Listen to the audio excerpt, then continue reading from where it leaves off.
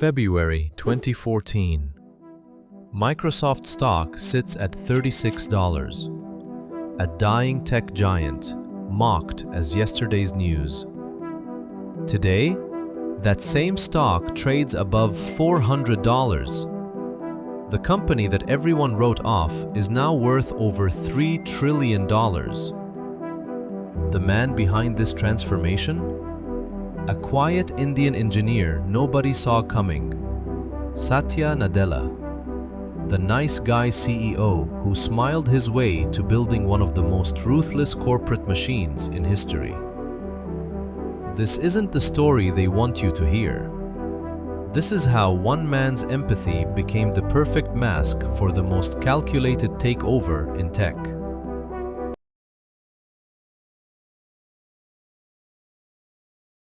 By 2014, Microsoft was bleeding to death in public. The numbers told a brutal story. Stock price? Stagnant for over a decade.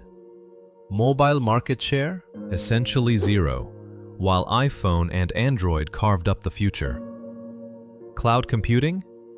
Amazon was eating their lunch, while Microsoft clung to desktop software like it was still 1995. Steve Ballmer's final years as CEO had been chaos.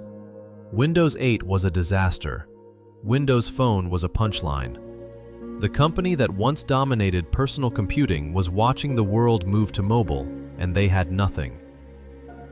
Inside Microsoft, the culture was toxic. Employees called it the stack ranking system, but everyone knew what it really was: corporate Hunger Games. Every team had to rank their people from best to worst.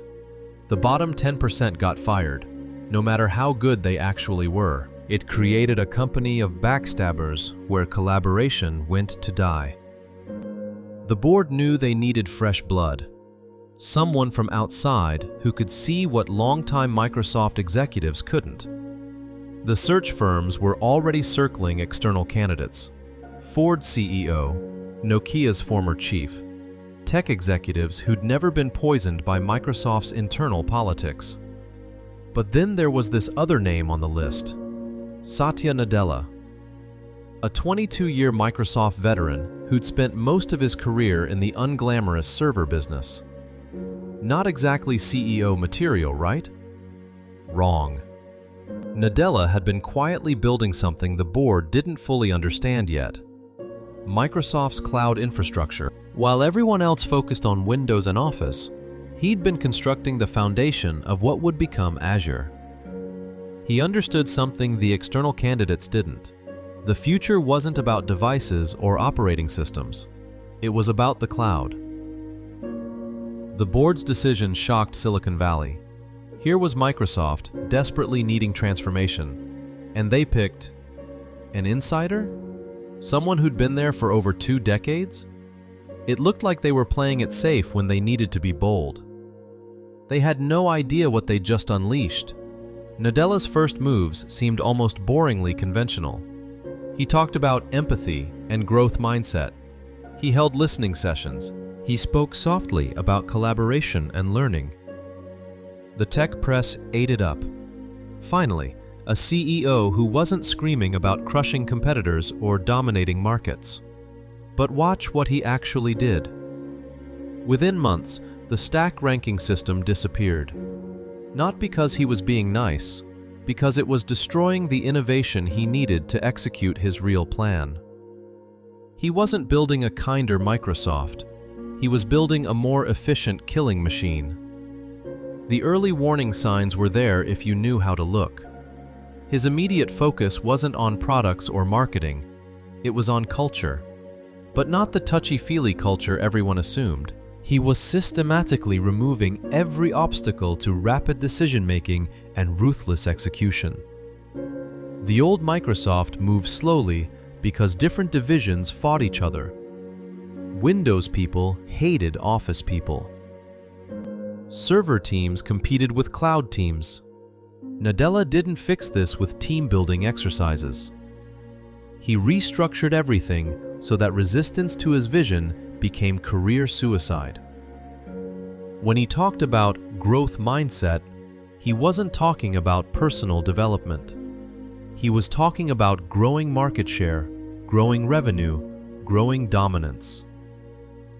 The empathy he preached, it was about understanding competitors well enough to destroy them systematically. The media loved the story of the humble, empathetic CEO transforming Microsoft's culture. They completely missed what was actually happening. Nadella wasn't changing Microsoft's culture, he was weaponizing it. By the end of his first year, the transformation was already underway. Revenue was up, stock price was climbing. But more importantly, Microsoft had stopped playing defense. For the first time in years, they were hunting. And Satya Nadella? We all fall down at some point. The question is, will you get back up? He just kept smiling and talking about empathy while he prepared to execute the most aggressive corporate strategy in tech history. The dying giant wasn't dying anymore. It was just learning how to hunt more quietly. The story Satya Nadella told the world was beautiful. A father transformed by his disabled son's struggle. A leader who discovered that empathy wasn't just nice to have, it was essential for business success. Satya Nadella was born with cerebral palsy and severe disabilities. For years, Satya admitted, he struggled with anger and self-pity. Why had this happened to his family? What about all his carefully laid plans? Then something shifted. Watching his wife Anu drive their son to countless therapy sessions, seeing her dedication and love, Nadella realized he'd been asking the wrong question. Nothing had happened to him. Something had happened to his son. And his job as a father was to step up. It was a genuinely moving story, and Nadella told it beautifully, with just the right mix of vulnerability and strength. The business press couldn't get enough of it. Here was a CEO who talked openly about learning empathy, about seeing the world through other people's eyes. Empathy is at the core of everything we do, he'd say in interviews. It's not just about being nice, it's about truly understanding your customers, your employees, your partners. He made it sound revolutionary. A tech CEO who actually cared about people, who prioritized emotional intelligence over raw ambition. The Harvard Business Review wrote case studies. Stanford invited him to speak about leadership. The transformation narrative was irresistible. But watch what actually happened inside Microsoft. The growth mindset philosophy became the company's new religion. Carol Dweck's book Mindset appeared on every executive's desk. Training sessions proliferated. Everyone learned the vocabulary of continuous learning and intellectual humility. It sounded progressive. We all fall down at some point. The question is, will you get back up? It felt empowering. But it was also the perfect cover for the most systematic cultural purge in corporate history. See, the old Microsoft had a problem. Thousands of employees who'd grown comfortable with the company's dominant position. Middle managers who'd built their careers on protecting turf rather than driving results. Engineers who thought they knew better than customers what products should look like. The stack ranking system had been brutal, but it was also random.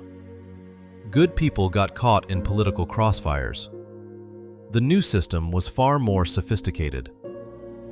Under the banner of growth mindset, Nadella could identify exactly who was adapting to his vision and who was resisting. Employees who embraced the new culture got promoted, got stock options, got visibility.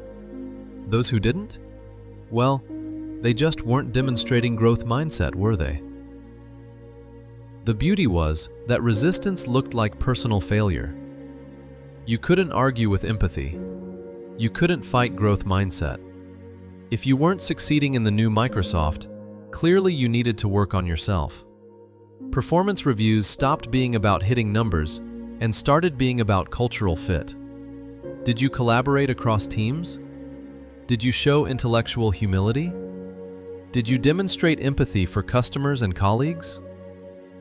It sounded so much nicer than the old system, but the results were identical.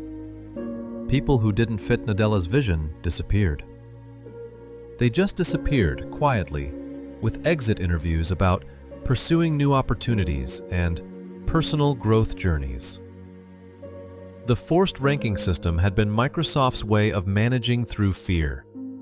Nadella's empathy was something far more powerful: management through gratitude. Employees weren't afraid of being fired anymore. They were grateful to be part of this amazing transformation. When someone did get pushed out, it wasn't because they were bad people. It was because they hadn't embraced growth. When teams got restructured, it wasn't about politics. It was about empathy for customers who needed better products. The language made all the difference. Nadella never had to be the bad guy. The culture did the dirty work for him. Meanwhile, the performance pressure actually intensified. Revenue targets got more aggressive. Product timelines compressed. The company moved faster and demanded more from employees than it ever had under Ballmer. But now it felt purposeful. Employees weren't just hitting numbers, they were learning, growing, empathizing. They weren't just working harder, they were becoming better people. Nadella had solved the fundamental problem of corporate transformation. How do you completely change a company without triggering massive resistance? You make people grateful for their own exploitation. The empathy was powerful, but empathy was real. The growth mindset was genuine, but they were also the perfect weapons for building exactly the kind of ruthless, efficient organization Nadella needed to execute his real plan. While the world celebrated Microsoft's cultural transformation, something else was happening. The company was becoming more disciplined, more focused, more dangerous than it had ever been. And Satya Nadella? He just kept talking about empathy while he prepared to unleash it. What nobody understood about Satya Nadella's rise to CEO was that the plan was already in motion. The cloud strategy that would transform Microsoft wasn't something he invented after taking the top job. It was something he'd been building in secret for years. Back in 2011, when Nadella took over Microsoft's server and tools division, most people saw it as a dead-end assignment. Servers were boring. Enterprise software was unglamorous. The real action was in consumer products, mobile devices, the sexy stuff that got headlines. Nadella saw something different. While everyone else fought over smartphone market share, he was building the infrastructure that would make those fights irrelevant. The cloud wasn't just another product category. It was going to be the foundation of everything. But here's what made Nadella dangerous. He didn't announce this vision. He didn't hold press conferences or write strategy memos. He just quietly started building it. The first move was brutal in its simplicity. Microsoft had been trying to compete with iPhone by building Windows Mobile. Thousands of employees, billions in investment, years of effort, and it was failing spectacularly. Most CEOs would have doubled down, thrown more resources at the problem, refused to admit defeat. Nadella did something else. He killed it. Not gradually, not with face-saving pivots. He just stopped. The Windows Mobile team woke up one day to discover their entire division had been reassigned. No dramatic announcements, no explanations about strategic shifts. The product simply ceased to exist. But that wasn't the genius part. The genius was what happened next. Instead of trying to build mobile devices, Nadella made Microsoft's software work better on everyone else's devices. Office came to iPad, something that would have been heresy under previous leadership. Outlook appeared on Android. Skype worked seamlessly across platforms. The tech press called it surrender. Microsoft was giving up on mobile, admitting defeat to Apple and Google. What they didn't realize was that Nadella was executing a completely different strategy. He wasn't trying to win the device war. He was making the device war irrelevant. Think about it.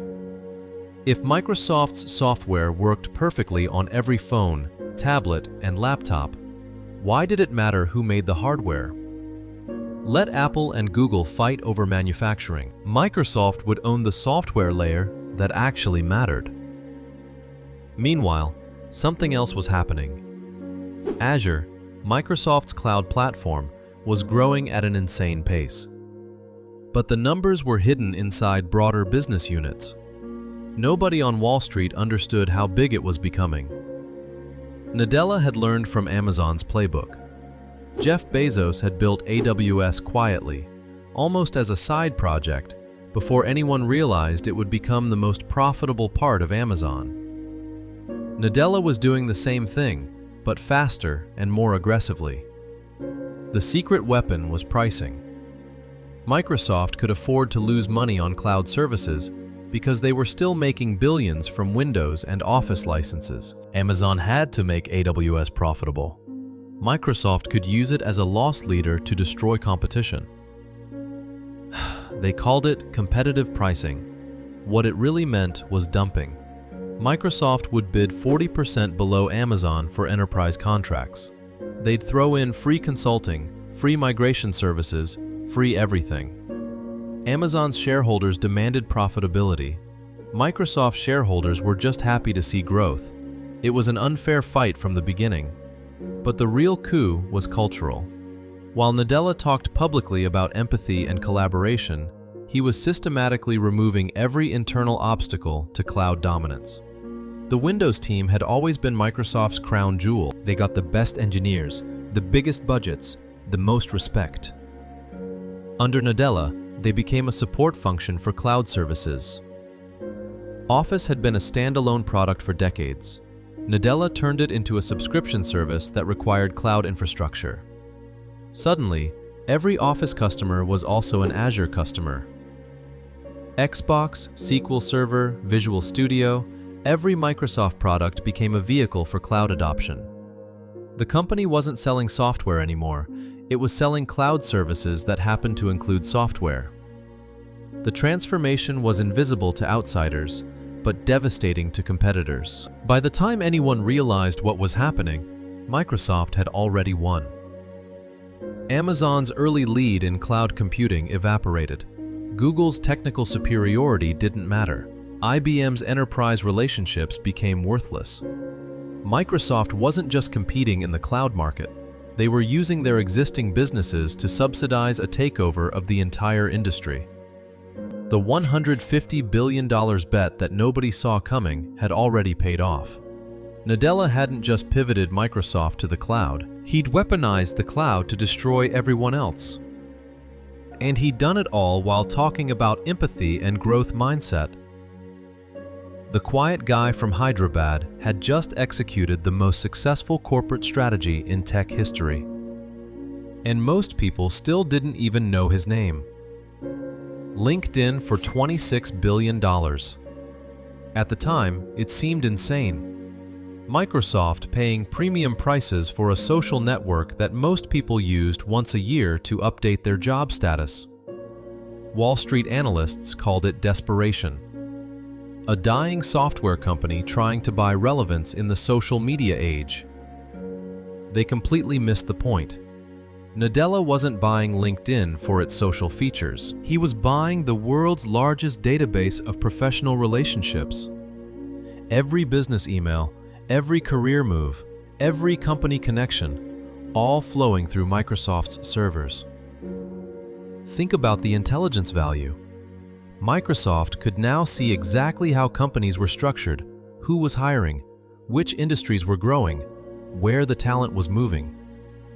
LinkedIn wasn't a social network. It was the most comprehensive business intelligence operation ever assembled. But that was just the beginning. Within months of the acquisition, LinkedIn data started appearing everywhere in Microsoft's ecosystem. Outlook could suggest who to include in meetings. Teams could recommend collaboration partners. Dynamics could identify sales prospects. The $26 billion wasn't an acquisition cost, it was the price of corporate omniscience. GitHub came next.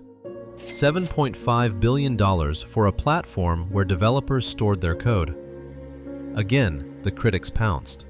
Microsoft overpaying for a niche service used by programmers? More evidence that Nadella didn't understand modern tech. Wrong again. GitHub wasn't just code storage. It was the central nervous system of the entire software industry. Every major application, every startup, every tech company, their source code lived on GitHub. Microsoft had just bought visibility into how the entire technology world actually worked. More importantly, they'd bought influence. GitHub's recommendations could make or break programming languages, frameworks, tools. A subtle algorithm change could drive millions of developers toward Microsoft's preferred technologies. The pattern was becoming clear, but nobody wanted to see it. Each acquisition followed the same playbook.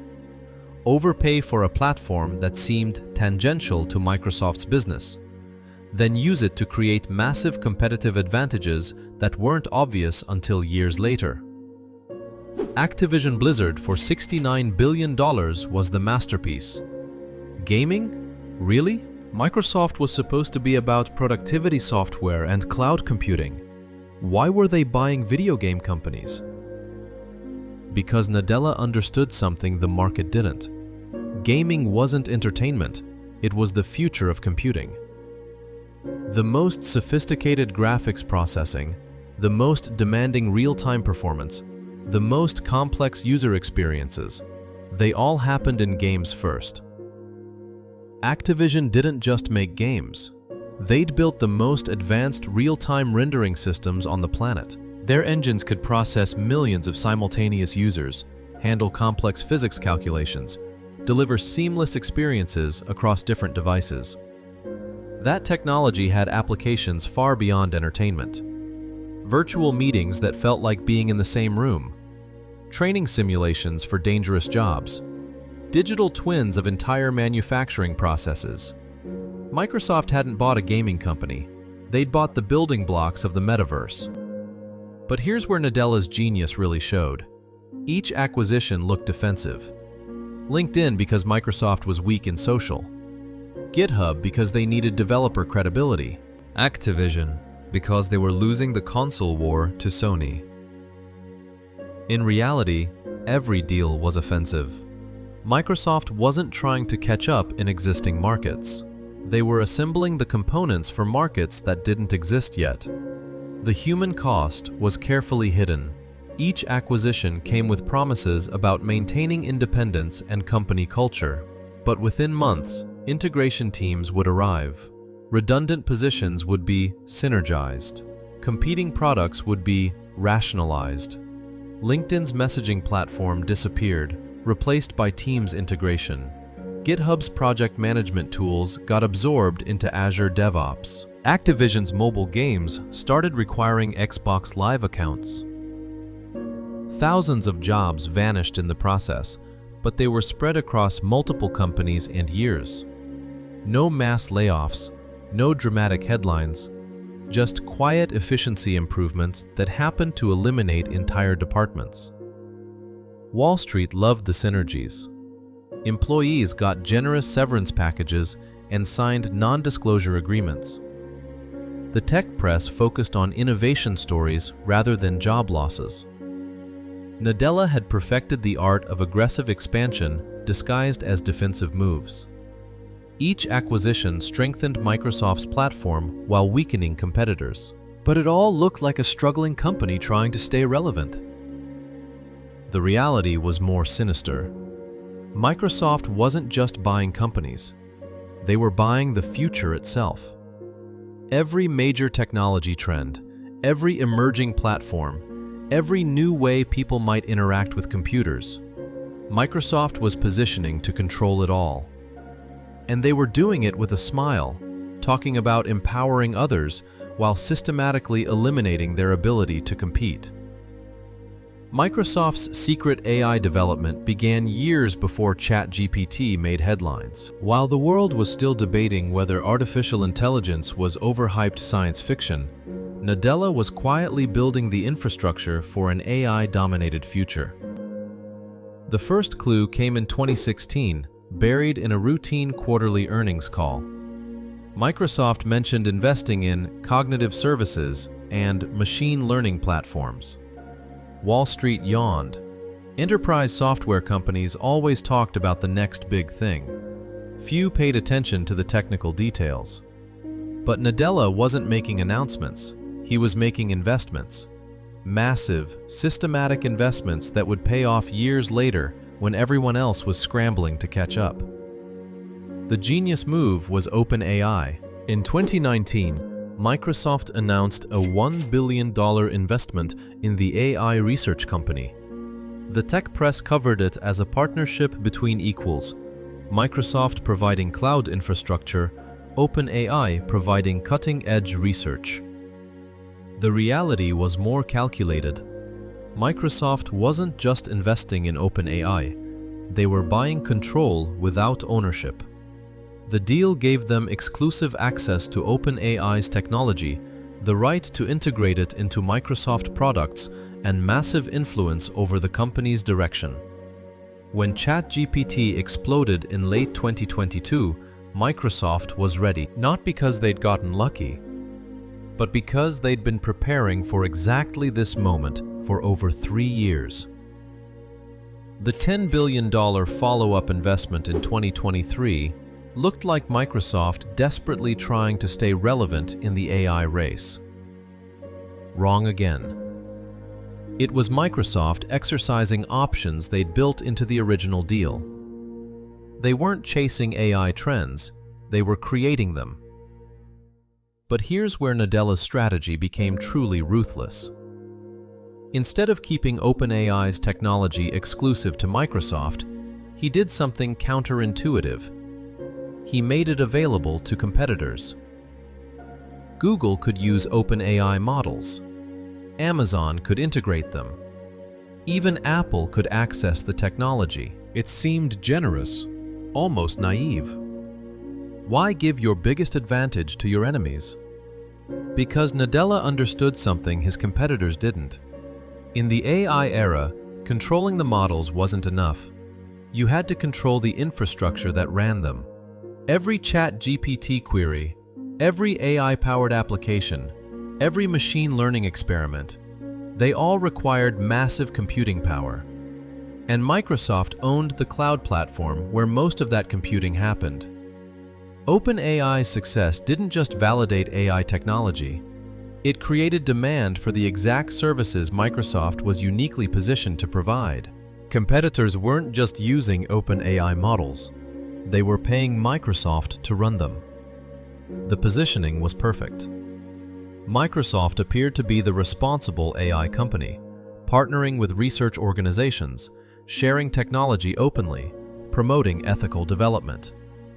Meanwhile, they were building the most comprehensive AI surveillance and control system ever created. Copilot was the delivery mechanism. Microsoft's AI assistant embedded into every Office application, every Windows computer, every enterprise software package. Billions of users interacting with AI that Microsoft controlled, generating data that Microsoft collected, creating dependencies that Microsoft exploited. The beauty was that it felt helpful. Copilot could write emails, generate presentations, analyze spreadsheets. Productivity soared. Users loved it. IT departments demanded it. Nobody thought about what Microsoft was learning. Every document created, every query asked, every business process automated, all flowing through systems that gave Microsoft unprecedented visibility into how the world actually worked. This wasn't just data collection. It was economic intelligence on a scale that had never existed before. Microsoft could see which companies were growing, which industries were struggling, which strategies were succeeding, which technologies were failing. The competitive advantage was staggering. Microsoft's sales teams knew exactly what prospects needed before the prospects did. Product development could anticipate market demands months in advance. Strategic planning operated with information that competitors couldn't access. But the real trap was deeper. As more companies became dependent on AI-powered tools, they became dependent on Microsoft's infrastructure. Switching costs weren't just financial anymore. They were existential. A company that had integrated Copilot into its workflows couldn't easily move to competing platforms. The AI wasn't just software. It was institutional knowledge, embedded processes, competitive advantages that existed only within Microsoft's ecosystem.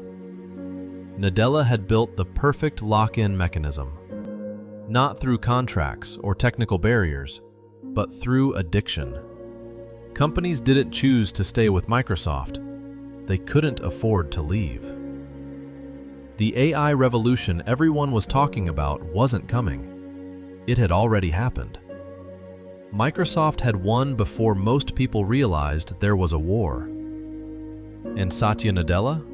He just kept talking about democratizing AI and empowering everyone to achieve more, while he tightened the trap that would make Microsoft indispensable to the global economy.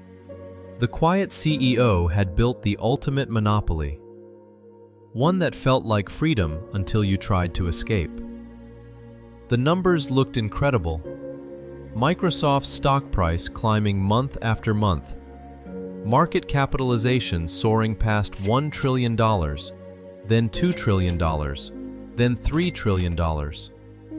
Wall Street analysts upgrading their ratings, investors celebrating the greatest corporate turnaround in history. But something didn't add up. Look closer at Microsoft's financial reporting, and you'll find a masterclass in creative accounting. Azure, the cloud service driving Microsoft's transformation, doesn't report standalone revenue numbers. Instead, it's bundled into Intelligent Cloud alongside legacy server products and consulting services. Why the opacity? Because if investors could see Azure's real profit margins, they might ask uncomfortable questions. Cloud computing was supposed to be a high-margin business. Amazon's AWS prints money with margins above 30%. But Microsoft's cloud accounting tells a different story. Massive infrastructure investments, aggressive pricing to steal market share, and integration costs that never seem to end. The growth numbers were real. Azure revenue growing 50% year over year, but growth funded by subsidies from Microsoft's other businesses wasn't the same as sustainable profitability. Here's how the illusion worked. Microsoft would announce Azure growth without breaking down the actual economics. They'd highlight customer wins and usage statistics while burying the infrastructure costs in different business units. Data center construction? That went under capital expenditures, spread across multiple years. Pricing discounts to win enterprise contracts? Classified as sales and marketing rather than reduced cloud revenue. Integration and migration services offered for free? Charged to research and development. The result was cloud revenue that looked spectacular, while the true costs remained invisible. But the accounting games went deeper. Microsoft pioneered the subscription trap, turning one-time software purchases into permanent revenue streams. Office 365 wasn't just a product upgrade. It was a fundamental restructuring of how customers paid for software. Instead of buying Office once every few years, customers now paid monthly, forever. The lifetime value of each customer multiplied by 10, but the cash flow impact was hidden in subscription accounting. Even better, subscription customers couldn't easily downgrade or cancel. Their data lived in Microsoft's cloud. Their workflows depended on Microsoft's tools. Their employees were trained on Microsoft's interfaces. Switching costs weren't just financial, they were operational.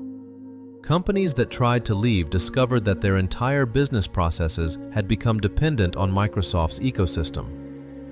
The stock manipulation was subtle but systematic. Nadella perfected the art of strategic announcements, always timed for maximum market impact. AI partnerships announced during earnings calls, cloud contracts revealed just before investor meetings, acquisition rumors leaked to boost quarterly performance. Wall Street loved the narrative of Microsoft's transformation, so Nadella fed them exactly what they wanted to hear. Growth stories, innovation partnerships, digital transformation success cases. The financial reality was secondary to the investment thesis. Meanwhile, Microsoft's regulatory strategy was pure genius.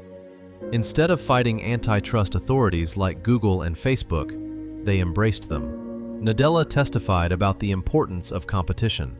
Microsoft funded policy research about platform regulation. They positioned themselves as the responsible alternative to big tech monopolies. The strategy worked perfectly. While regulators focused on Apple's App Store fees and Google's search dominance, Microsoft quietly assembled the most comprehensive business software monopoly in history. Enterprise customers had no choice. They needed cloud computing, productivity software, collaboration tools, and AI capabilities. Microsoft was the only company that offered all four in an integrated package. The $3 trillion valuation wasn't just about current revenue. It was about future control. Microsoft had positioned itself as the essential infrastructure for the digital economy. Not just another software company, but the foundation that everything else ran on. Investors weren't buying Microsoft stock, they were buying shares in the operating system of modern business. And Satya Nadella had convinced them it was worth whatever price he wanted to charge. The quiet CEO had built the perfect financial illusion. Spectacular growth that masked monopolistic control. Innovation stories that hid predatory pricing. Transformation narratives that concealed the systematic elimination of customer choice. Microsoft's trillion-dollar valuation wasn't a reflection of market value. It was the price of economic captivity. By 2025, Microsoft's return to monopoly power was complete. But this time, it was different. Smarter, more sophisticated, and almost impossible to challenge. Nadella had learned from Bill Gates' mistakes in the 1990s. Back then, Microsoft's dominance was obvious, aggressive, and ultimately vulnerable to antitrust action. This new empire operated in the shadows, hidden behind partnerships and platforms that made competition look like collaboration. The genius was in the architecture. Instead of controlling one dominant product like Windows, Microsoft now controlled the entire stack of modern business. Cloud infrastructure through Azure, productivity software through Office 365, communication through Teams, development tools through GitHub, professional networks through LinkedIn, and now, artificial intelligence through OpenAI. Each piece seemed independent. Customers could theoretically choose alternatives. But the integration was so seamless, the switching costs so high, that choice became an illusion. Try to leave Microsoft's ecosystem and watch what happens. Your emails stop syncing properly. Your collaboration tools break down. Your AI assistants lose access to your data. Your development workflows collapse. Your professional networks disappear. It wasn't technically impossible to switch. It was just economically suicidal. The regulatory capture was masterful. While Google faced billion-dollar antitrust fines and Apple battled App Store investigations, Microsoft quietly hired former government officials. Their legal team wasn't just defending against regulation, they were writing it. Nadella testified before Congress about the importance of competition, while Microsoft systematically eliminated it. He spoke at conferences about empowering others, while building the most comprehensive control system in corporate history. The quiet elimination of competitors happened through strategic partnerships that were really acquisitions in disguise. Slack disappeared into Salesforce after Microsoft Teams made independent collaboration impossible. Zoom survived only by becoming a Microsoft partner. AWS lost enterprise customers who needed the integrated experience that only Microsoft could provide. Current market position told the story. Microsoft controlled enterprise software with over 60% market share. Azure dominated cloud infrastructure for businesses. Teams had become the default for workplace communication. GitHub hosted the majority of the world's software development. But Nadella wasn't finished. The next phase was already in motion: quantum computing and the final technological lock-in. Microsoft's quantum research wasn't just about building faster computers. It was about creating computational advantages that competitors couldn't match. When quantum computing matured, Microsoft would be the only company with the integrated platform to deploy it at scale. Cloud infrastructure, AI models, development tools, and quantum processors, all working together in an ecosystem that no other company could replicate. The long-term vision made today's $3 trillion valuation look small. Microsoft wasn't just building a technology company anymore. They were building the operating system for human civilization. And Satya Nadella? The humble, empathetic leader who'd executed the loudest takeover in tech history, while everyone praised his quiet leadership style. Nadella's masterpiece wasn't just transforming Microsoft, it was doing it while being celebrated for his kindness and humility.